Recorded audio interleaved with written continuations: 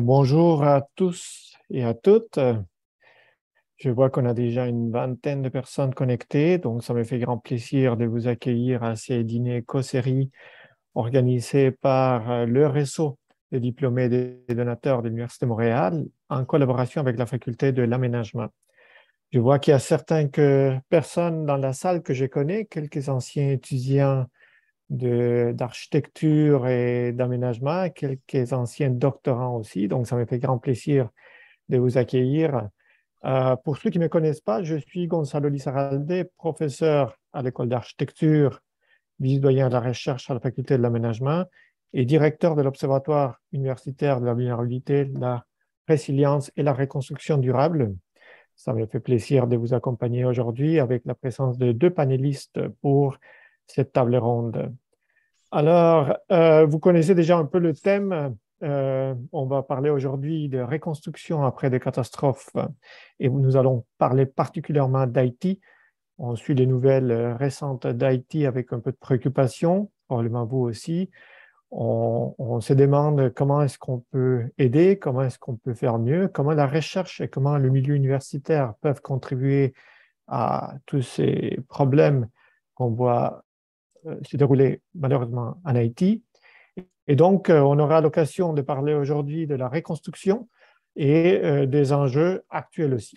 Donc, avant d'explorer toutes ces questions très importantes, il faut se rappeler aussi que la faculté de l'aménagement et je dirais l'Université de Montréal, on était toujours très présent en Haïti. Et cette présence date d'il y a même une vingtaine d'années. À l'époque, il y avait le professeur Jacques Fissette qui faisait des ateliers il y a une vingtaine d'années à Croix-de-Bouquet et qui menait des projets de recherche. Un peu plus tard, après le tremblement de terre de 2010, on a mené une série de projets de recherche avec l'Université d'État d'Haïti, avec l'Université Quisqueya. On a mené trois, sinon quatre projets de recherche, certains menés par l'Observatoire de la reconstruction, œuvre durable, certains menée aussi par la chaire des recherches dans l'urbanisation du Sud global. On a participé aussi avec des projets portés par l'UQAM, portés aussi par Polytechnique, en partenariat avec la Croix-Rouge américaine, en partenariat avec des organisations haïtiennes. Bref, l'Université de Montréal et je dirais la faculté de l'aménagement, on était toujours très pressant dans le milieu académique haïtien et on souhaite continuer cette présence et ce partenariat avec nos amis, nos collègues en Haïti. Donc, je propose de rentrer dans le vif du sujet. La séance va être subdivisée en deux parties. La première sera animée par moi et c'est une discussion avec nos deux panélistes. Et la deuxième partie sera animée par Lindsay Dora et sera une séance de questions-réponses avec vous, avec le public et entre les panélistes. Alors, si ça vous va, on commence. Et on commence par l'introduction de nos deux panélistes, Olsen Jean-Julien. Je devrais dire, c'est un collègue, mais aussi un ami depuis plusieurs années. Il est un ingénieur architecte et poursuit actuellement des recherches doctorales en histoire de l'art et muséologie à l'Université de Montréal. Il étudie particulièrement l'interprétation et la mise en exposition de la Révolution haïtienne de 1804 en tant que phénomène de rupture. Après le séisme de 2010, il a géré le projet de sauvetage des biens culturels en Haïti, réalisé dans le cadre d'un partenariat entre le gouvernement haïtien et le Smithsonian Institution. Il faut dire aussi que Saint-Jean-Julien, à part d'être un chercheur, a été aussi ministre de la Culture en Haïti. Donc, c'est une personne qui a une vaste connaissance des enjeux, pas seulement de l'aménagement, mais aussi de la culture. Et je vous présente aussi Anne-Marie Peter, aussi une collègue, doctorante et amie, architecte et actuellement doctorante en aménagement à l'Université de Montréal. Elle a préalablement mené une carrière de 20 ans en pratique privée, réalisant des projets de nature et d'envergure diverses au Québec, aux États-Unis et en Haïti. À partir de 2008, elle s'est consacrée à la gestion des projets tels que par exemple la Maison symphonique de Montréal et deux hôpitaux en Haïti, où elle a été directrice des opérations d'Edifica Sud, une firme d'architecture et d'urbanisme de Port-au-Prince. Ben, merci Anne-Marie, merci Olsen pour votre participation. Si ça vous va, je vous lance la première question.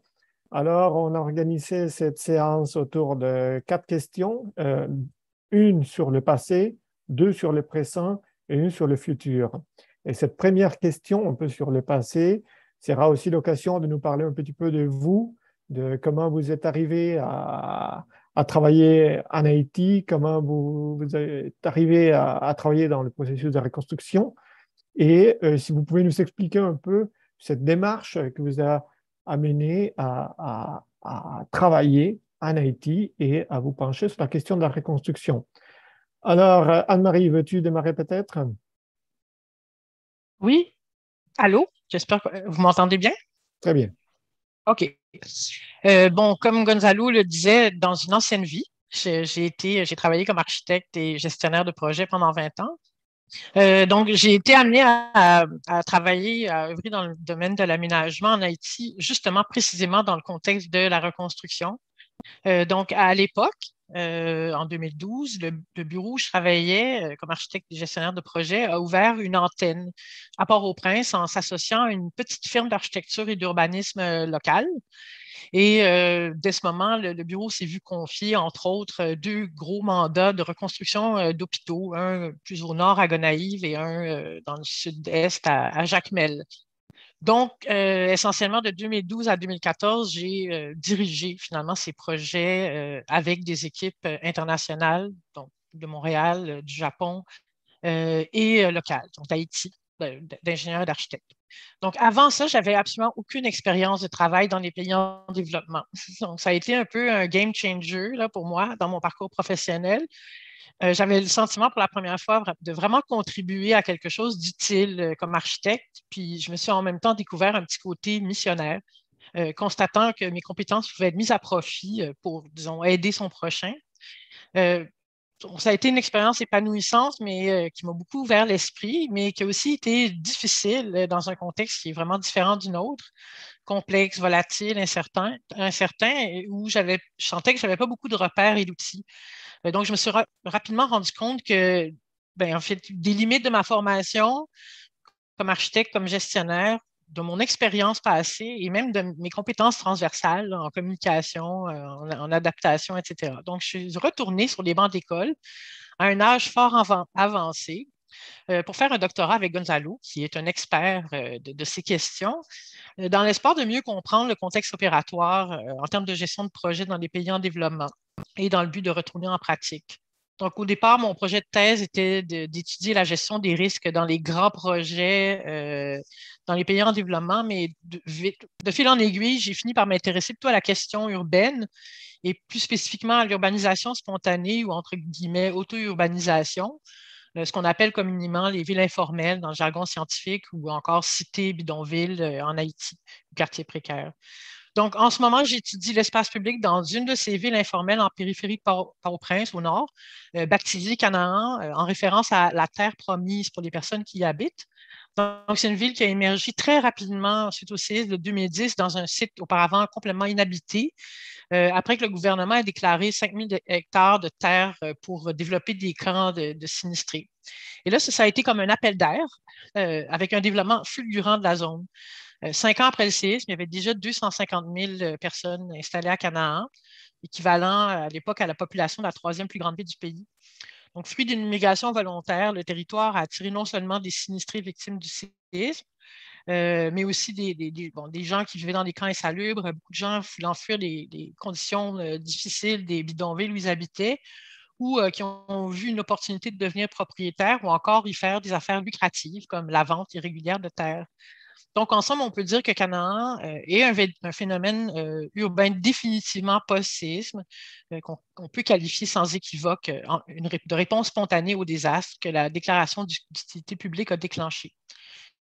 Donc, sinon, en termes de recherche, on a participé avec Gonzalo et Olson à une étude sur l'urbanisation de Port-au-Prince pour l'Union européenne qui regroupait une quarantaine de chercheurs de 5 universités, dont 2 haïtiennes, et aussi un atelier d'architecture hors les murs avec l'Université d'État d'Haïti dans un programme de partenariat d'enseignement. Oui, ben, très Voilà. bien, merci. Anne-Marie, comme elle est très modeste, a peut-être oublié ou n'a pas voulu parler d'un article qu'elle a piloté sur précisément la reconstruction de Canaan, un article scientifique que je pense va devenir très, très influent dans le domaine de l'aménagement, disons, précaire dans les pays du Sud. Et donc, merci Anne-Marie pour ce rappel. Et de ton côté, Olsen, peux-tu nous parler un peu de ton parcours et comment les choses que tu as fait dans le domaine de l'aménagement et la reconstruction en Haïti? Bonjour Gonzalo, bonjour à tous. Merci beaucoup de l'invitation, Lindsay. Donc, moi, je suis né à Port-au-Prince, donc au cœur du centre-ville, là où Port-au-Prince est né, dans le quartier qu'on appelle le Bel-Air. Donc, j'étais témoin de la dégradation de cette ville et de sa destruction lors du séisme. Et ça a été un élément majeur des décisions que j'ai eu à prendre après 2010. Donc, jusqu'à 2009, jusqu'à novembre 2009, j'ai été ministre de la Culture en Haïti. Donc, j'étais très branché sur les questions de conservation du patrimoine culturel largement et conservation du patrimoine architectural et urbain. Et c'est sous cet angle que je me suis intéressé à la question de la reconstruction. Donc, dans un premier moment. Donc, après à la fin de 2009, j'ai créé une entreprise donc, pour travailler en aménagement, en immobilier, etc. Et 2 mois après, c'était le séisme. Donc, j'étais au cœur du débat, d'abord comme professionnel de l'aménagement, ensuite comme ancien responsable dans le gouvernement. Donc, on m'avait confié la gestion d'un projet important sur le sauvetage de biens culturels endommagés à Port-au-Prince, dont beaucoup de bâtiments, musées, collections, etc. Donc, et à ce titre, je me suis intéressé à la problématique de la reconstruction sous différents angles. Donc, et au fur et à mesure, ça a évolué vers quelque chose de très précis, que ce sont les projets d'aménagement. Je me suis particulièrement intéressé aux projets, leur montage, leur organisation, et c'est là que c'est sous cet angle aussi que j'ai collaboré avec l'Université de Montréal. Donc, on a développé des études de cas sur un certain nombre de projets d'aménagement à Port-au-Prince, notamment le projet de l'aménagement du zone d'aménagement concerté de Matissan, donc ce qu'on appelle le ZAC de Matissan ou autour du parc de Matissan. Donc, piloté à l'époque par la Focale, n'est-ce pas?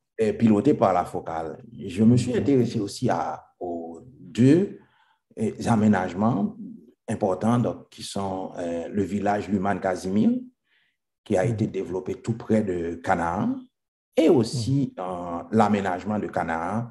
Donc, comme Anne-Marie en a parlé, donc on ne peut pas s'intéresser à la reconstruction à Port-au-Prince sans regarder Canaan comme un cas. Donc, et ça permet de comprendre. Donc c'est comme un phénomène très particulier aussi, un phénomène important à différents niveaux. Le premier élément que je constate autour de ces 3 projets d'aménagement, si on peut dire ça comme ça, c'est que ces projets sont motivés par un ensemble d'utopies urbaines. Donc, et c'est important la question de l'utopie dans l'aménagement. Et il faut se rappeler que tout ce qu'on a vu ici comme développement d'architecture moderne donc, ont été très influencés par des utopies. Donc, et la notion d'utopie a été très étudiée en aménagement. Et arrivé à l'université et à la recherche, la question de l'utopie m'a intéressé. Quelle vision était derrière ces modèles d'aménagement? Donc, ça a été une question. Une deuxième question qui m'a beaucoup intéressé aussi, c'est le concept de reconstruction. Comment comprendre la reconstruction? Et je crois que la recherche à l'Université de Montréal m'a permis d'arriver à 2 conclusions importantes à ce niveau. Donc, la première, c'est que on doit comprendre la reconstruction comme un effort pour réduire la vulnérabilité. Donc, fondamentalement, dans le domaine de l'aménagement, après une catastrophe, et on voit la vulnérabilité à l'œuvre. On voit des gens qui... J'imagine que par vulnérabilité, tu veux dire tous les facteurs qui rendent les populations susceptibles à la d'être destruction en cas affectés d'aléas par les naturels. phénomènes naturels. Exactement. C'est-à-dire qu'on a cette compréhension de la vulnérabilité comme processus, comme résultat d'un long processus et qui a des causes qui peuvent, en Haïti, par exemple, ça remonte à l'esclavage, ça remonte à la colonisation et ça continue à travers tout le 19e siècle par un processus d'exclusion, par un processus d'instabilité et de destruction du cadre institutionnel. Et ça se termine par des conditions extrêmement difficiles d'insécurité urbaine dans différents quartiers. Les différents quartiers dont on parle, que ce soit Matissan, que ce soit Canaan, ou bien que ce soit le village Luman Casimir, et on parle d'un certain nombre de quartiers où il y a des groupes sociaux qui sont extrêmement vulnérables et qui vivent dans des conditions extrêmement difficiles. Donc, c'est intéressant, Olsen, si tu me permets, que tu parles de ces vulnérabilités, parce que après 2010, plusieurs des gens blâmaient le tremblement de terre pour la destruction, et selon la perspective que tu nous amènes, il faudrait remonter à l'histoire, il faudrait remonter de façon beaucoup plus profonde aux vraies causes de ces vulnérabilités pour pouvoir expliquer ce qui est arrivé en 2010, et par la suite, la séquence des catastrophes qu'il y a eu depuis 2010, quand même, beaucoup d'autres. Beaucoup d'autres. Définitivement. C'est-à-dire que je crois que c'est l'importance de la recherche à l'Université de Montréal en matière d'aménagement, en matière de réflexion sur les catastrophes. Ça nous dit que ce qu'on appelle catastrophe en général, et là je retourne au livre que tu as publié, Gonzalo, et ce sont pas des phénomènes naturels, ce sont des constructions sociales et issues de la rencontre entre des conditions insécures de vulnérabilité et un phénomène naturel. Donc, s'il n'y a pas eu des gens qui vivaient dans des conditions extrêmement précaires, les phénomènes naturels n'auraient pas autant d'impact. On n'aurait pas une catastrophe. Donc, il y aurait des phénomènes naturels et qu'on devrait pouvoir gérer, donc, mais pas des catastrophes. Ça, c'est une première compréhension du phénomène de la vulnérabilité associée à la reconstruction. Il dit qu'on reconstruit réellement si on fait un effort pour réduire la vulnérabilité. Donc, s'il n'y a pas de réduction de vulnérabilité, il n'y a pas vraiment de reconstruction. Et c'est sous cet angle qu'on devrait regarder un bilan de la reconstruction sur ces 12 dernières années. Donc, parlons de ces bilans. Olsen, parlons de ces bilans, parce que là, maintenant, on a 12 ans de recul pour voir les bons coups, les mauvais coups. J'aimerais que tu reviennes dans quelques instants précisément sur ce bilan, parce que les 5 premières années, c'était un peu l'époque de l'euphorie. Tout le monde voulait, tu parlais tantôt d'utopie, tout le monde proposait des projets. Il y avait des centaines de projets faits au Canada, faits aux États-Unis, à Paris, en Belgique. Mais avec 12 ans de recul, on s'est rendu compte que plusieurs de ces utopies ne se sont jamais matérialisées, plusieurs de ces projets ne se sont pas matérialisés. Revenons alors à la question des faits, et j'aimerais entendre aussi Anne-Marie là-dessus. Après 12 ans, quels sont les enjeux? Quels sont les vrais enjeux qu'on peut identifier aujourd'hui, qui sont peut-être très différents à la façon comme on avait vu la question pendant les 5 premières années après le tremblement de terre? Et peut-être Olsen, qui est natif, etc., aura des réponses peut-être un peu plus au niveau stratégique que les miennes. Moi, j'ai une perspective un peu d'aménagiste, ayant pratiqué en Haïti, justement, dans le contexte de la reconstruction. Et un enjeu qui m'a vraiment préoccupé, c'est la question de la pertinence et de l'efficacité de l'aide. Ça m'accompagne depuis le début, même dans ma thèse, avec des projets qui sont implantés à Canaan par des ONG, puis qui n'ont pas vraiment grand-chose à voir avec les besoins locaux, ou en tout cas, pas nécessairement une bonne compréhension de où sont les failles. Donc, tout le monde a entendu parler de la question des sommes réelles qui sont allées à la reconstruction, là, 10 sous sur $1. On a peur de donner de l'argent directement au gouvernement, aux institutions locales, sous prétexte de corruption endémique au sein des institutions. Mais d'autre part, on sait très bien que les agences internationales qui tassent finalement l'État, etc., ont des frais indirects très élevés, des perdièmes, des salaires, etc. Donc, tout cet argent-là, finalement, est retourné dans les pays donateurs. Et pour moi, c'est un des ratés, finalement, de la reconstruction. Donc, de la même façon, on a bypassé les institutions locales pour s'approprier la part du gâteau. Et soi-disant aussi parce qu'on savait faire mieux, nous, en tant qu'étrangers. Voilà. Par crainte que les firmes locales, que ce soit des architectes ou des entrepreneurs locaux, ne soient pas capables de rencontrer les délais, les coûts. Donc, par exemple, dans les contrats d'hôpitaux que moi j'ai gérés, là, les critères de sélection pour les firmes évacuaient carrément d'emblée tous les entrepreneurs locaux. Parce qu'on pensait qu'ils ne seraient pas capables, alors que finalement, on a eu des entrepreneurs internationaux, mais qui n'ont pas rencontré plus les délais parce qu'ils ne connaissaient pas le contexte local, en fait. Ou qui ne savaient pas travailler Aussi, dans ces conditions.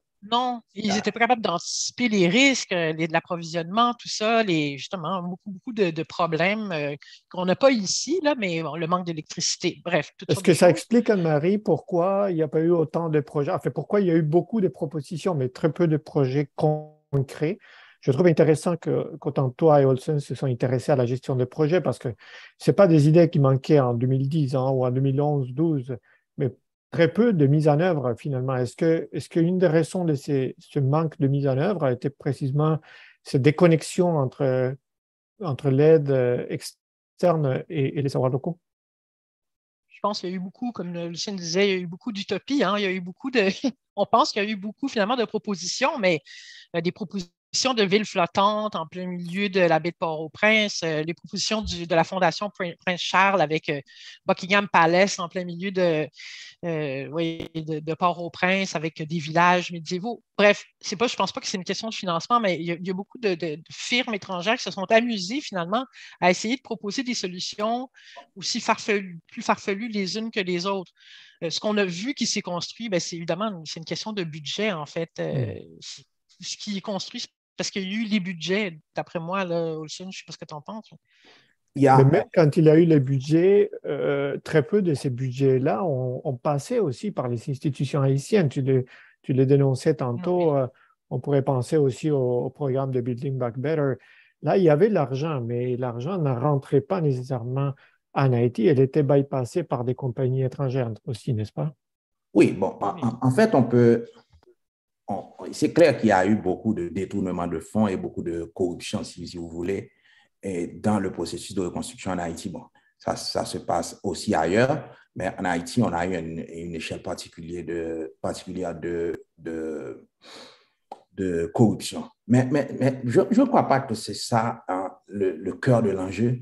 Et je pense que le cœur de l'enjeu, comme j'ai essayé de mentionner tout à l'heure, c'est l'incapacité à adresser la question de vulnérabilité au fond. Donc, quand je regarde les trois projets que j'ai mentionnés tantôt, quand tu regardes l'aménagement de Canaan, quand tu regardes l'aménagement du village du Man Casimir, quand tu regardes l'aménagement du parc de Matissan, et ces trois projets ont été réalisés. Donc, à différents niveaux.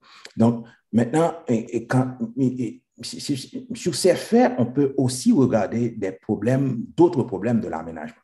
Et quand je dis qu'il y avait beaucoup d'utopies, on peut aussi, on devrait se questionner sur quelles étaient ces utopies et pour voir quels sont les problèmes qui sont générés. En général, c'est une vision qui souhaite aménager pour une raison. Donc, et quand tu regardes, par exemple, il y a eu beaucoup de pression pour la déclaration d'utilité publique de Canaan et l'investissement des ONG à Canaan. Donc, Canaan a un peu, c'est une utopie ONGiste. Donc, on investit un espace où il y a tous les besoins, mais où l'État est absent. Et dire, c'est un rêve d'ONG. Donc, Au moins démarré par des ONG, parce que par la suite, le mouvement a pris tellement d'ampleur qu'après ça... Maintenant, il y a un besoin, et une fois qu'il y a cet espace non contrôlé par l'État, et il s'est investi par d'autres acteurs de la question urbaine. Il y a des fonciers, il y a un trafic de terrain à faire, mais aussi, n'oublie pas, on est dans une ville de plus de 3 millions d'habitants. Il y a un ensemble d'enjeux urbains de sécurité, de trafic humain, de trafic de drogue, de trafic d'armes. Donc, et tout un espace, 5000 hectares non contrôlés. Donc, c'est une aubaine donc, pour un ensemble de trafiquants. Et dire que l'utopie ONG, c'est très rapidement transformé en une forme de dystopie urbaine. Donc, où il y a une histoire pessimiste qui se développe dans une société terrifiante et de plus en plus violente. Donc, ça, c'est pour Canaan.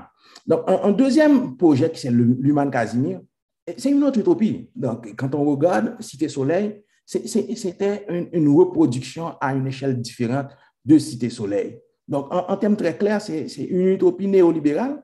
On veut construire un parc industriel isolé avec un ensemble de salariés captifs dans une zone isolée. Donc, on voit ça dans l'utopie néolibérale globalement. Maintenant, ce qui s'est passé, en fait, c'est qu'il y a des gens qui sont influents autour du gouvernement qui se sont appropriés des constructions et qui les relouaient et qui revendaient. Ce sont des gens, des hommes armés en général qui contrôlent la zone de l'Human Casimir. Donc, isolé, problème. Donc, maintenant, on comprend que là encore, l'utopie néolibérale, qui est une forme d'utopie néolibérale, mais financée avec l'argent de la gauche, parce que c'est l'argent du Petro-Caribé qui a financé l'Human Casimir. Donc, c'est-à-dire, quand tu as un modèle de projet comme ça, où ça désintéresse les parties prenantes, il n'y a pas d'engagement de parties prenantes. Étant donné qu'il n'y a pas d'engagement de parties prenantes et qui contrôlent la vision et les solutions, tu as un phénomène de le gouvernement fait ce qu'il veut. On fait des contrats gré à gré jusqu'à 25 millions de dollars et dit, on est dans une autre dystopie urbaine où on désengage les parties prenantes pour favoriser la corruption. Arrêtons 2 secondes sur la question d'utopie qui devient des dystopies, parce que je trouve que c'est une façon assez intéressante d'analyser le phénomène. Anne-Marie, est-ce que Canaan est une utopie? Non, c'est ça que j'allais dire. Qui est devenue une dystopie? Non, je ne suis pas d'accord avec toi, Olsen, mais j'aimerais bien avoir cette discussion à part. Parce qu'en fait, au départ, il y a eu très peu d'ONG. Justement, elles ont eu peur d'aller finalement à Canaan. Il y a eu la question des camps. C'est sûr que les camps ont attiré des gens autour parce que les gens pensaient qu'ils pouvaient profiter finalement de l'aide. Mais en réalité, il y a eu extrêmement peu d'aide. Donc, Canaan, on sait, c'est une ville spontanée, là, c'est-à-dire, j'aime pas utiliser ce vocabulaire-là, mais c'est vraiment une ville qui a été construite par et pour les gens. C'est une autoconstruction. Pour moi, une utopie, c'est une idée qu'on impose sur quelque chose où on fait un projet qui, finalement, fonctionne bien en théorie sur papier, mais qui ne fonctionne pas. Là, il n'y a pas eu de projet, il n'y a pas de projet de société autre qu'un projet réalisé au fur et à mesure par les gens, qui est très valeureux sur le plan de l'urbanisme. On a construit des routes, qui a aussi ses défauts, mais les défauts ne sont pas nécessairement mauvais non plus. Le fait que les gens sont allés s'accaparer des terres et les vendre, ben, peut-être que dans le contexte, c'est aussi une solution. C'est-à-dire qu'il ne faut pas regarder ça de façon nécessairement négative, mais comprendre le phénomène de façon plus structurelle. Ça a été Canada a été finalement une solution post-séisme qui a. Oui. Il y a Daniel qui nous pose une question. Excuse-moi 2 secondes. Excuse-moi 2 secondes, Daniel. Olsen. Il y a Daniel que je pense pose une question tout à fait pertinente. Je ne sais pas qui Daniel quoi, mais c'est une Daniel qui est dans la salle, qui nous pose, est-ce qu'on peut considérer Canaan comme une ville, sachant que peut-être elle est à la limite entre l'utopie et la dystopie, et aussi à la limite aussi entre quartier informel, mais aussi autogéré. Une réponse courte, Anne-Marie, et une réponse très courte, Olsen. Est-ce qu'on peut considérer Canaan comme une ville? Pour moi, pour moi, c'est une ville en devenir. Ce n'est pas une ville formelle qui a été planifiée, etc. Mais on voit, en fait, en réponse aux représentations finalement du bidonville, parce que beaucoup de gens pensent que c'est un bidonville. Réponse courte. C'est une ville, pour moi, en devenir, qui a beaucoup d'imperfections, mais qui est faite par le bas. C'est une ville grassroots, en fait. Puis je pense qu'on peut en tirer beaucoup de leçons. Et Olsen, de ton côté, est-ce que cette dystopie de Canaan, tu la considères une ville? Une ville pour 3 raisons. La première, c'est qu'il y a une continuité du bâti. Donc, un aménagement. 300 000 habitants. Hein? 300 000 habitants. Il y a une concentration de la population. Et troisième élément de ville, c'est qu'il y a, et c'est aussi articulé avec un aménagement plus grand, qui est l'aménagement principal. C'est parti de l'agglomération de Port-au-Prince. Donc, c'est devenu un quartier de Port-au-Prince comme Pétionville, comme les autres. Et que quand tu regardes ce morceau d'agglomération urbaine, donc il y a un ensemble de caractéristiques qui en fait une ville. Bon, maintenant, la question est que c'est la particularité qu'il y a. Et la particularité, c'est qu'on est dans une démarche en catastrophe et on est aussi dans un espace. Là, je ne suis pas un peu pas d'accord avec Anne-Marie. Les ONG ont été très influents dans cet aménagement aussi. Donc, et réponse courte. Alors, c'est une ville. Réponse courte. Je crois que c'est un morceau de ville. OK, ils veulent leur propre commune, ils veulent se gouverner. C'est une ville au sens systémique. Ils sont gouvernés, c'est pas juste un aménagement. Là, il y a de la politique. C'est ça.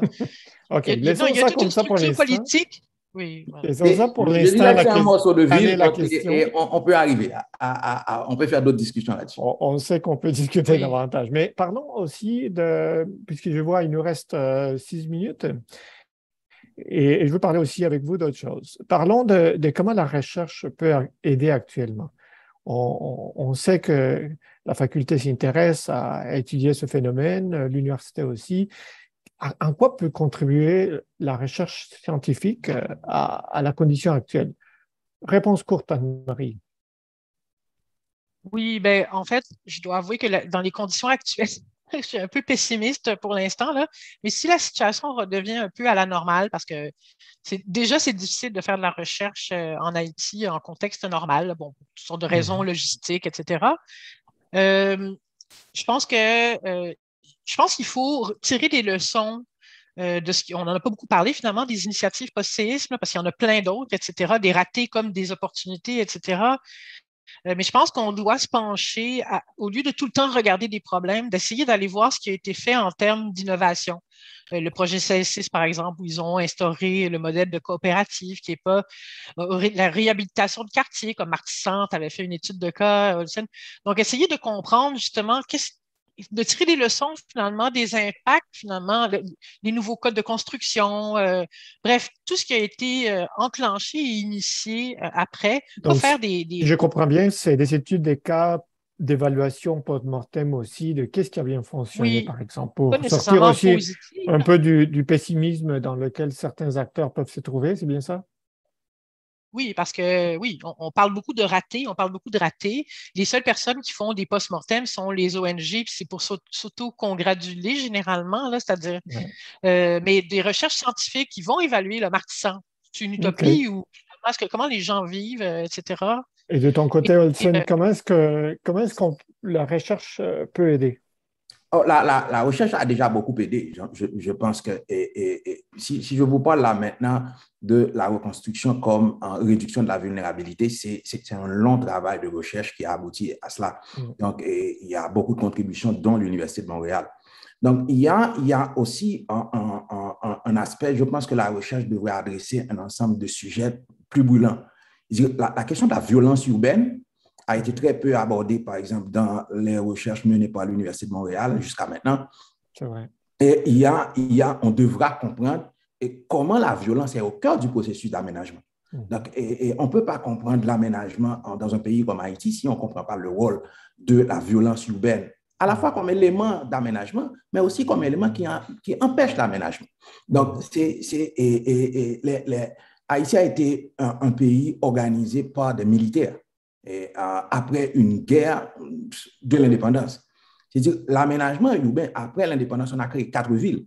Donc, les militaires, dans leur organisation, ont fortement influencé la question de l'aménagement. Et ça a été un contexte de guerre. Donc, cette instabilité qui a existé tout au long de l'histoire haïtienne a aussi accompagné le développement urbain de ce pays. Donc, maintenant, et de ton côté, Anne-Marie, on n'a pas suffisamment insisté sur cela. Ça fait que lorsqu'on a des gangs qui se développent, donc ça devient comme un phénomène nouveau et qu'on essaie d'adapter à des projets. Les projets n'ont pas pris en compte cet aspect de structure foncière basée sur la violence. Oui, non, tu as raison. Ben, déjà, tu touches à trois sujets très importants, le foncier, la violence, la criminalité, qui s'entrelacent, les trois, qui sont très influents les uns sur les autres. Tout à fait. Et en Anne-Marie, termes un de... autre sujet de recherche qu'on devrait adresser pour l'avenir, je pense à des nouveaux étudiants à la maîtrise, au doctorat, des ONG qui sont intéressés à financer des projets. Quels seraient, selon toi, les grands thèmes sur lesquels on devrait travailler? les grands thèmes, essayer encore peut-être de poursuivre, en fait, de comprendre ces lieux vulnérables qu'on voit finalement comme des problèmes, là, les quartiers précaires, etc. Quelles solutions spontanées sont en train d'émerger parce que la population elle-même, elle a un grand rôle à jouer Mm. visiblement après des catastrophes ou même pour vivre, autoconstruire leur logement, etc. L'État n'a pas toutes les ressources et aussi n'a pas nécessairement la compréhension parce qu'on n'entre pas on n'entre pas, on a peur, il y a des gangs, c'est dangereux, c'est compliqué de faire de la recherche dans ces lieux. Donc, quelles solutions spontanées sont amenées par les habitants eux-mêmes, pas nécessairement seulement dans les quartiers précaires, dans Mm. les quartiers riches aussi, où il n'y a pas plus d'eau, il n'y a pas plus d'électricité. Comment les gens, finalement, se débrouillent pour vivre dans leur habitat, puis comment occuper leur habitat? Je ne sais pas. Il y a une invitée, Ibrahim Eli, qui pose une question très intéressante. Il dit le manque d'adoption de règlements ou de contrôle de la qualité est-il un enjeu? Et je pense qu'il pose une question très pertinente. C'est-à-dire que il y a aussi une manque parfois euh, de, il y a énormément, je voulais dire d'une autre façon, il y a énormément de règlements, des lois et, et des. Ne sont pas appliqués. Mais voilà, mais ils ne sont pas appliqués. Alors, il y a l'enjeu aussi, pas seulement de la création des normes et des codes, mais il y a la question aussi de la mise en œuvre de toutes ces normes qui sont parfois absents. Est-ce que c'est un sujet de recherche aussi, Olsen, du point de vue de montage et gestion de projet, sans doute, c'est un enjeu? Tout à fait. On peut pas aborder la reconstruction urbaine sans les institutions qui doivent gérer ce processus de reconstruction. Et là, on est tout à fait dans l'improvisation à Port-au-Prince.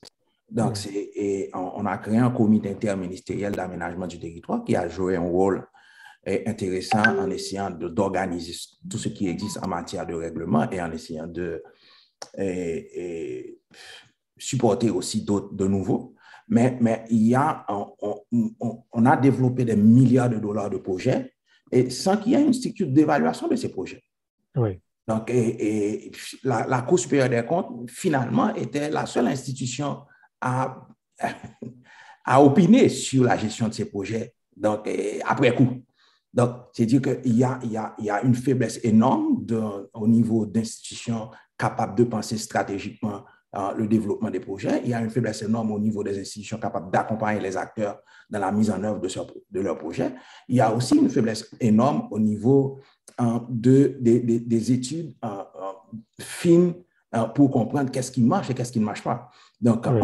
on n'a pas tiré des leçons de ce projet. Il y a un des participants qui a mentionné la question de la reconstruction institutionnelle. Donc, on ne peut pas aborder la vulnérabilité dans un État faible, donc dans un État en faillite.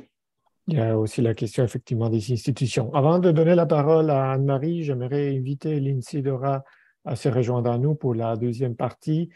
Et Lindsay Dora étant elle-même haïtienne d'origine, j'aimerais aussi que tu nous aides à voir un peu plus clair sur l'avenir, Lindsay Dora, mais plutôt du point de vue de. J'imagine qu'on a autour, dans la salle, je vois 43 personnes, j'imagine que parmi ces 43, il y en a plusieurs qui se posent la question, comment est-ce qu'on peut faire mieux? Comment est-ce qu'on peut aider? Comment est-ce qu'on peut participer? Comment on peut s'engager? Et je disais tantôt, la faculté de l'aménagement de l'Université de Montréal, on était toujours très actifs dans le milieu universitaire haïtien, et parfois dans le milieu de l'intervention aussi. On a une diaspora énorme d'Haïtiens au Québec.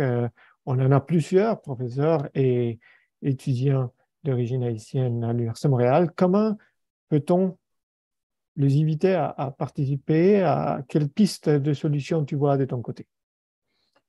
Dans mon humble expérience, je dois dire, moi, effectivement, étant d'origine haïtienne, je suis née au Québec, hein, donc mes parents sont arrivés d'Haïti dans les années 80, comme plusieurs personnes que je connais de ma génération, dont les parents sont venus aussi dans les années 80. Et lorsqu'on regarde aujourd'hui ce qui se passe en Haïti, lorsqu'on a vu aussi le tremblement de terre, je dois dire que ça résonnait beaucoup avec moi. Ce que vous disiez, Olsen, c'est des problèmes qui sont récurrents et qui proviennent d'aussi longtemps que je me souviens, en fait, de parler d'Haïti. Quand on parle d'Haïti à la maison, c'est comment est-ce qu'on peut faire pour améliorer la situation d'un pays qui semble être toujours en crise. Donc, c'est pas le tremblement de terre qui a commencé ces problèmes-là. Et je dois dire que la diaspora, comme on appelle, ce qu'on peut faire ou ce que j'ai vu qui a été très utile pour moi, c'est premièrement de s'enrichir dans les connaissances, de savoir ce qui se passe là-bas réellement. On le sait que on peut s'organiser entre nous là d'où est-ce qu'on est à l'étranger. On sait que l'argent déjà envoyé de la diaspora vers Haïti est une grande proportion du PIB.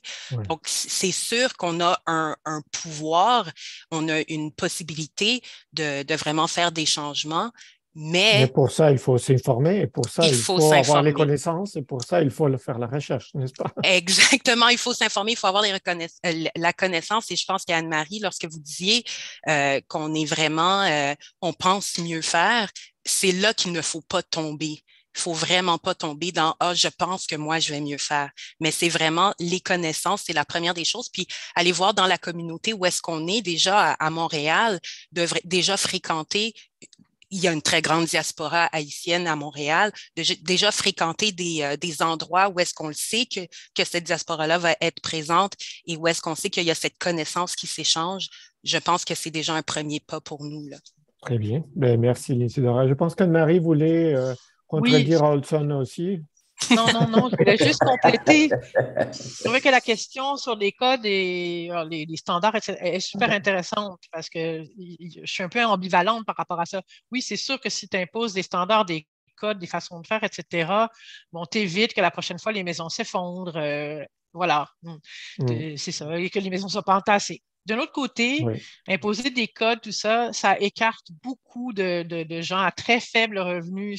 Ça écarte le milieu, l'informalité urbaine, l'informalité sous toutes ses formes, qui est quand même, en tout cas, utile. C'est-à-dire, c'est un fait réel qui fait vivre, qui permet à beaucoup de gens de vivre. Donc, si on impose à quelqu'un de faire sa maison avec tant de, je sais pas, de fil à ligature, bref, une telle structure, etc., les gens qui vont s'approvisionner dans le marché informel, qui prennent des matériaux de récupération, là, ils sont limités. Là. Donc, Alors, si je il y a comprends des choix à ton faire. point, c'est aussi un équilibre entre la standardisation ou l'application des normes, mais aussi une ouverture à l'informel et à des solutions spontanées. C'est cet équilibre délicat qu'il va falloir trouver, n'est-ce pas? Je n'ai pas de réponse, mais la question se pose. C'est-à-dire, oui, Oui. on comprend que les maisons peuvent s'effondrer, mais en même temps, c'est mieux d'avoir une tente, je ne sais pas, un truc en tôle que d'avoir rien du tout. C'est des questions éthiques, Oui, en fait. Là.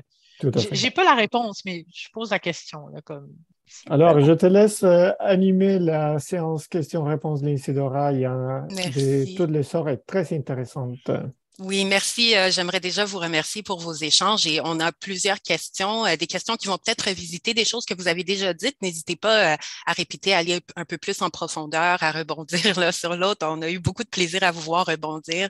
Donc, il y a Ibrahim Eli qui pose cette question-là. Plutôt, on parlait de Port-au-Prince et qui posait la question, est-ce que la topographie de Port-au-Prince est aussi un enjeu pour la construction? Donc, suite au tremblement de terre de 2010, Haïti a aussi vu une grande hausse de reconstitution non conforme dont tu parlais tout à l'heure. Donc, comment maintenant reconstruire suite à un échec de reconstruction?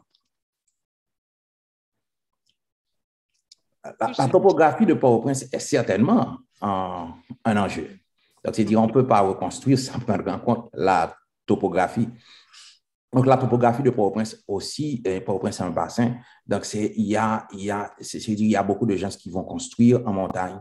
Il y a beaucoup de bidonvilles qui sont construits dans les flancs de montagne.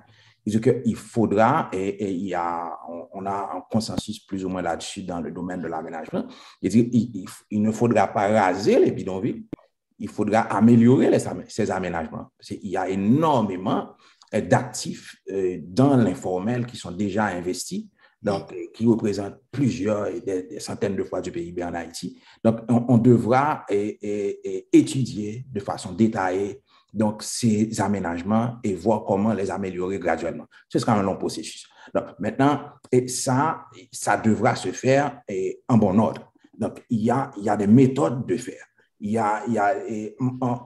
J'ai aussi évalué un projet pour la Banque mondiale où on essaie de regarder la question de la reconstruction. Et l'un des outils qu'ils ont développé est un bureau d'évaluation du bâtiment et avec le ministère des TPTC. Donc, on devrait former un ensemble d'évaluateurs et accompagner les processus d'aménagement à toute échelle, si micro que c'est possible. Donc, on a monté ce bureau, on a fait la formation, on a développé des outils, mais à la fin du projet de la Banque mondiale, ce bureau a été fermé. Parce qu'il n'y a pas eu de montage institutionnel sur le long terme pour accompagner ce processus. C'est de là qu'on parle. On ne peut pas adresser des problèmes aussi importants que comment construire dans les flancs de montagne dans un pays comme Haïti et soumis à des séismes. Donc, les flancs de montagne aussi sont des zones où il y a beaucoup d'impact sismique. Donc, on ne peut pas demander à la population de l'aborder avec les moyens du bord. Donc, il faut un accompagnement technique, il faut un accompagnement institutionnel, et c'est ce qui manque. C'est-à-dire qu'il n'y a pas cette vision de la vulnérabilité telle que vécue par la majorité de la population et comment réduire graduellement cette vulnérabilité. On ne voit pas de plan là-dessus. Est-ce que vous vouliez peut-être enrichir, Anne-Marie?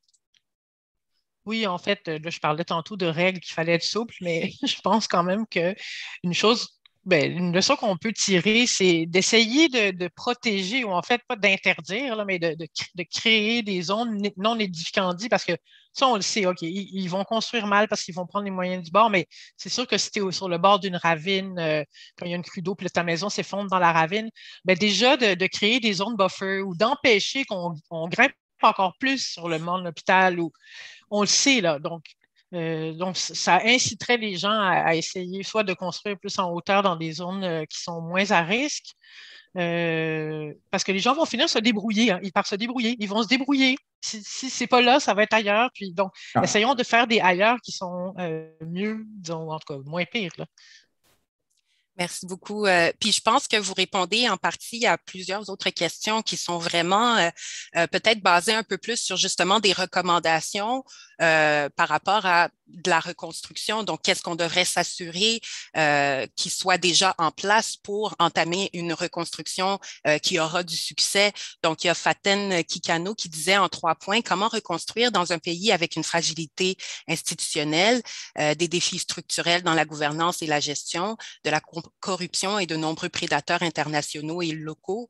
Est-ce que vous avez peut-être des choses additionnelles à dire par rapport à ça? On comprend rapidement, tel que formulé, la question, c'est de dire qu'on ne peut pas construire en étant un État faible avec tous ces enjeux. C'est-à-dire qu'il faut, le processus de reconstruction va être long. Les 13 premières années, les 12 premières années nous disent que ça ne va pas être court. Le processus va être un processus très long, mais le processus aussi implique la construction d'un État ayant la capacité de contrôler son territoire. Et s'il n'y a pas ça, il n'y a pas de développement urbain. C'est-à-dire, on peut dire ce qu'on veut, donc, mais la construction urbaine, c'est un processus contrôlé et organisé. Donc, quand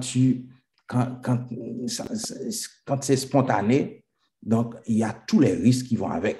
Évidemment, donc, ça doit être aussi un processus créatif où où la structure qui définit la démarche d'aménagement, la politique urbaine, laisse aussi la place à la créativité, à la spontanéité, au développement de solutions créatives, de solutions qui coûtent moins cher. Mais ça ne peut pas se faire si l'État n'a pas le monopole de la violence légitime sur son territoire. Ça ne peut pas se faire si l'État n'est pas un État de service. Ça, en fait, ce que tu dis, c'est que c'est systémique, là. Puis d'ailleurs, on aurait peut-être dû comme préciser aussi ce qu'on entendait par reconstruction en Haïti ou même construction, c'est-à-dire la reconstruction, c'est pas juste reconstruire des maisons puis des égouts, là. Et là, on a parlé beaucoup, même l'État le savait qu'ils devaient ils ont fait des plans de développement 2030, etc. Donc, de reconstruire ou de construire des structures de gouvernance, construire des institutions, construire beaucoup plus que construire physiquement, là. Et là, ça devient vraiment très large, là. C'est vraiment une question structurelle, systémique, là.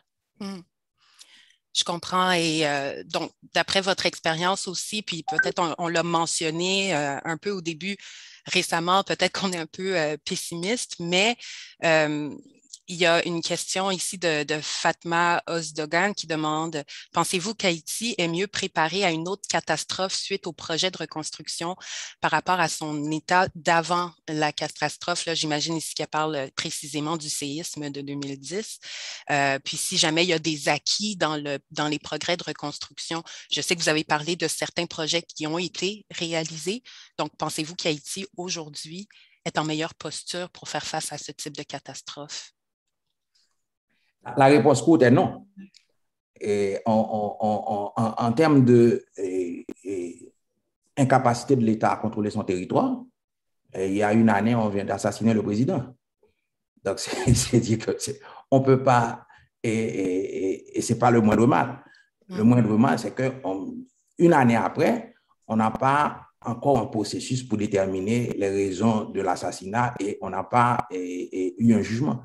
Donc, c'est-à-dire que le pays est complètement sous le contrôle des gangs et le gouvernement a dû demander l'intervention d'une force internationale pour contrôler les gangs.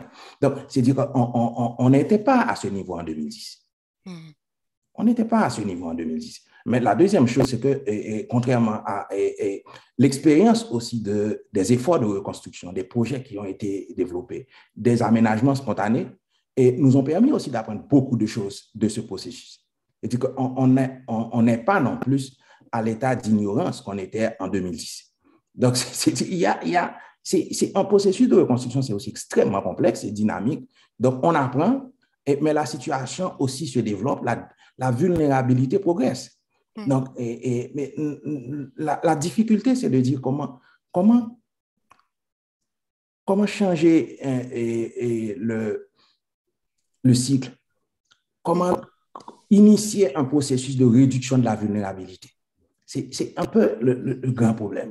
On ne voit pas qu'il y a une démarche volontariste pour réduire systématiquement la vulnérabilité, que ce soit l'aménagement du territoire et l'économie des gens qui survivent, que ce soit les petites économies qui ont été faites et puis les gens doivent laisser leur maison ou bien les gens doivent payer un kidnappeur pour le faire, que ce soit aussi l'argent qui monte, que ce soit aussi le salaire qui baisse. Donc, il y a un ensemble d'éléments qui expliquent la vulnérabilité. Si on ne les adresse pas, avec quoi les gens vont pouvoir reconstruire et investir dans la reconstruction? Mais moi, j'ai une question de fond. En tout cas, peut-être, Olsine, tu pourrais répondre à ça. C'est parce que tu dis, dans le fond, la faiblesse de l'État, le fait qu'il n'y a pas d'État, c'est fondamental finalement. Là, mais qu'est-ce qui pourrait se passer pour qu'il y ait plus d'État? Qu'est-ce qui gangrène tant l'État? Pourquoi on entend tout le temps ça finalement? Parce que c'est comme fondamental, là. Pourquoi l'État n'est pas capable de se constituer? C'est une question trop élevée. C'est un long cours. mais il y a une réponse courte. La réponse courte, c'est que Haïti est un pays issu de l'esclavage qui a fait une révolution pour accéder à la liberté. Et cette révolution est en porte-à-faux avec toute la structure internationale. Et dire, on n'a pas encore développé, même au niveau international, un moyen d'aider un pays qui a dit non au colonialisme. Donc, on n'a pas développé des mécanismes pour réduire la vulnérabilité d'un pays qui est sorti de l'esclavage de lui-même. On n'a pas. Donc, c'est dire qu'il y a, par contre, on a vu dans l'histoire haïtienne, et il y a deux choses. Là, la première chose, c'est qu'il y a un effort d'autonomie à faire pour construire une éthique institutionnelle. On a eu ça à plusieurs moments de l'histoire, des efforts pour dire que l'État, c'est un instrument de service. Ce n'est pas un instrument d'enrichissement. Donc, et toutes les sociétés qui ont développé ont créé ça à la base. L'État n'est pas d'abord la violence.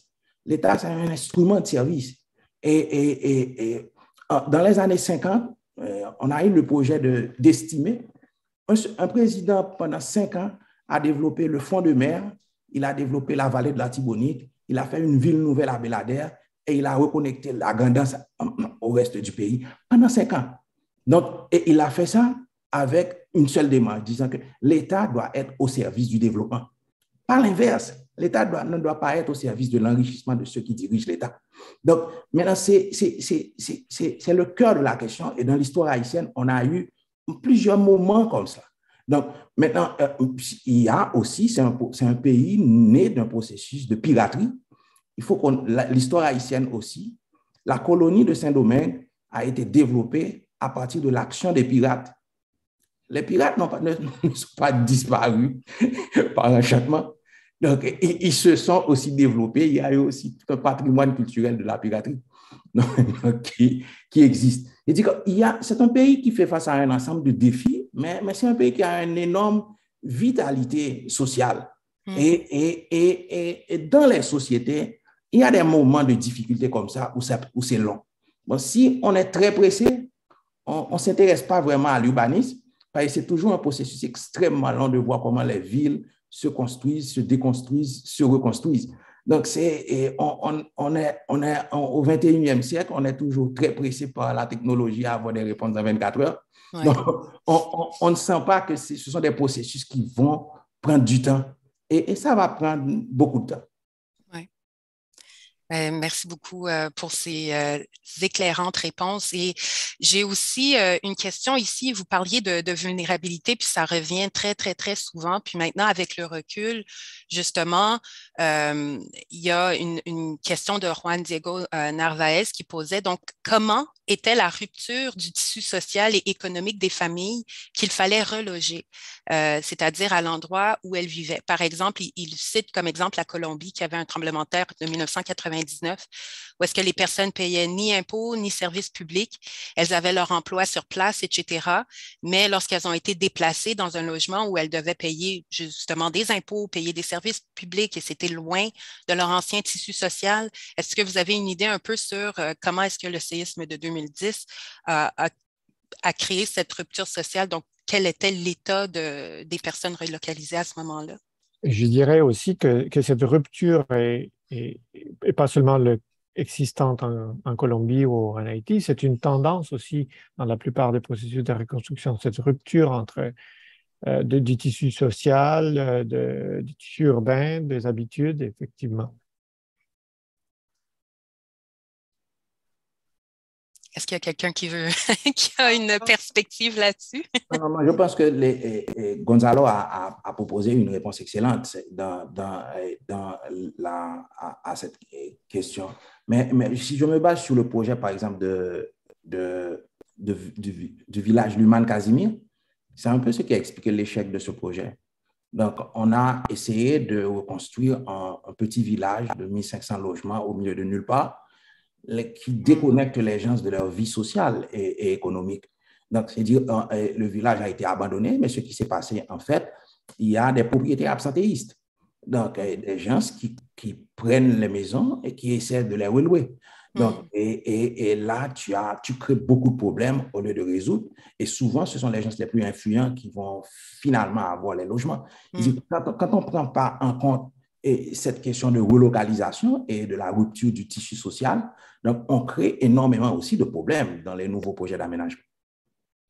Oui, mais c'est pas juste dans l'Humaine-Casimir, mais il y a eu la même chose à Zoranger avec tous les différents développements dans Housing Expo. Donc, c'est sûr que ça finit par être des villages dortoirs avec des prototypes architecturaux qui n'ont absolument rien à voir avec les façons d'habiter. Les gens ne peuvent pas agrandir au fil du temps, etc. Ils sont loin de leur travail. Donc, finalement, ces projets-là, quand on les regarde maintenant, en fait, ils ont été squattés, ils ont été détruits. Les gens sont partis avec des bols de toilettes, les portes, les fenêtres pour aller finalement se reloger dans leur bidonville et construire finalement à moindre coût. Mais je ne sais pas, comme par exemple à Martissan, ou en tout cas dans les quartiers qui ont été finalement réhabilités, où les gens ont pu réintégrer. Moi, je n'ai pas de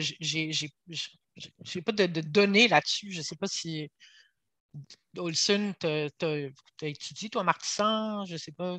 Martissan, les gens ont pu retourner dans leur quartier quand même. Martissan, il y a eu un effort relatif pour aménager, améliorer l'existant.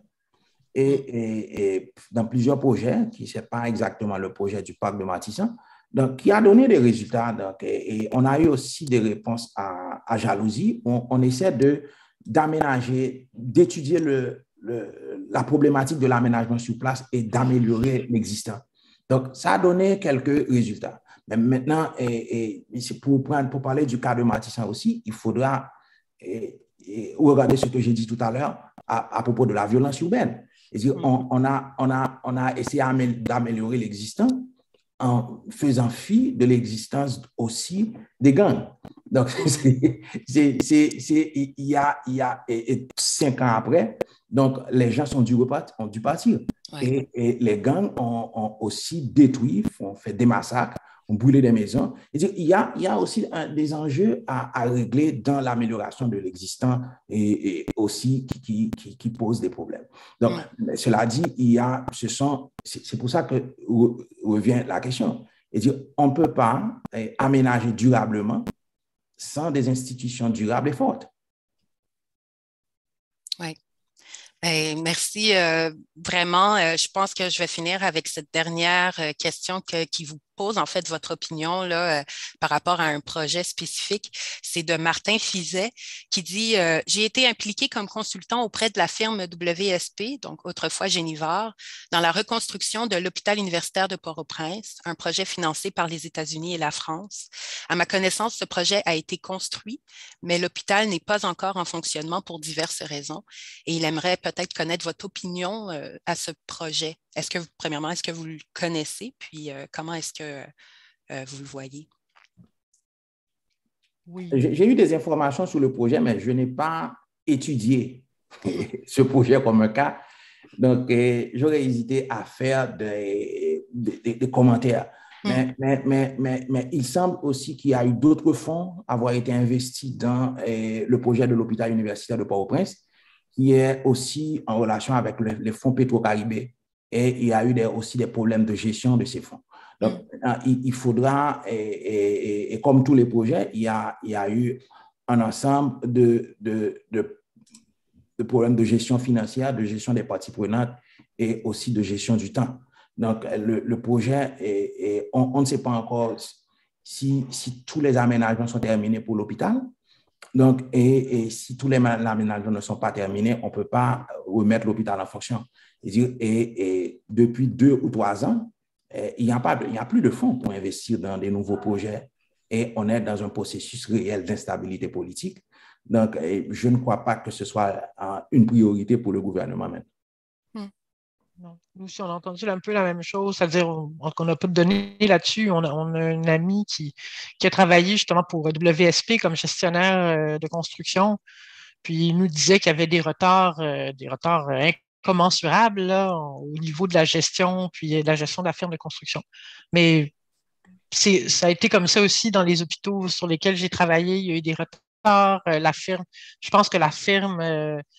pour l'UHEH, c'est une firme espagnole, donc peut-être que ça a été compliqué aussi dans le contexte. Plusieurs problèmes techniques aussi. Un grand nombre Oui. de problèmes techniques aussi pendant la construction, pendant le chantier. Oui. Okay. J'aimerais vraiment vous remercier pour ces échanges-là. Je pense qu'on va arrêter là avec les questions. Malheureusement, on n'a pas été en mesure de nécessairement répondre à toutes, mais je pense qu'on a eu un très beau portrait donc, de ce dont on voulait discuter aujourd'hui. Donc, je vous remercie vraiment de toutes vos réponses et d'être aussi généreuse donc, dans vos partages. Je vais vous laisser terminer. Merci. Alors, de mon côté, comme modérateur, je retiens 4 idée principale. La question de la vulnérabilité, c'est-à-dire que reconstruction sans réduction de vulnérabilité n'est pas une vraie reconstruction. Réduction de la vulnérabilité qui doit passer pas seulement par la question du physique, mais aussi par la réduction de la violence, réflexion sur les codes, la planification, mais aussi sur les moyens de mise en œuvre. C'est-à-dire qu'il ne faut pas seulement planifier, mais aussi être capable de livrer. Deuxième idée, la reconstruction des institutions. Je pense qu'Olsen et Anne-Marie ont beaucoup parlé de comment la reconstruction physique n'existe pas sans une reconstruction, voire une construction d'institutions solides, stables dans le temps. Et ce qui va prendre beaucoup de temps. On ne peut pas accélérer de façon artificielle ce processus-là non plus. Troisième idée, la compréhension de la réalité, l'importance de bien comprendre les enjeux actuels, de faire la recherche alors pour mieux comprendre, de mieux écouter et de mieux regarder le terrain avant d'intervenir. Et la quatrième idée, je pense, qui était transversale à tous vos arguments, à la fois d'Anne-Marie et que d'Olsen, c'est la question d'une meilleure arrimage entre les initiatives et les attentes des populations, entre les initiatives qui sont proposées et les besoins réels sur le terrain. Donc, une meilleure arrimage entre la planification, par exemple, et la réalité sur le terrain. Avec ces 4 idées, je pense qu'on a beaucoup de travail à faire, à continuer à réfléchir. Donc, je tiens à remercier Insidora pour l'organisation de cette activité, à nous avoir proposé ce partenariat avec la Faculté de l'aménagement pour cette activité. Merci beaucoup au réseau pour avoir pensé à nous. Un grand merci à Anne-Marie Peter et à Olsen pour vos idées, vos discussions, votre temps, et aussi à Nicolas et l'équipe de soutien de l'Université de Montréal pour le webinaire et le montage de la plateforme et tout ça.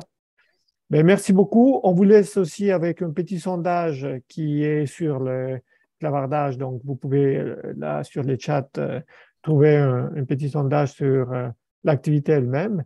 Et on espère vous retrouver en grand nombre dans une prochaine rencontre de réseautage comme celle-ci. Donc, merci à tous. Lindsay, si tu es d'accord, on ferme ici la plateforme et on dit merci à tous nos participants qui ont été environ une quarantaine de participants. Donc, merci à tous et bon week-end. Merci, au revoir. Ciao, ciao. Ciao. Au revoir.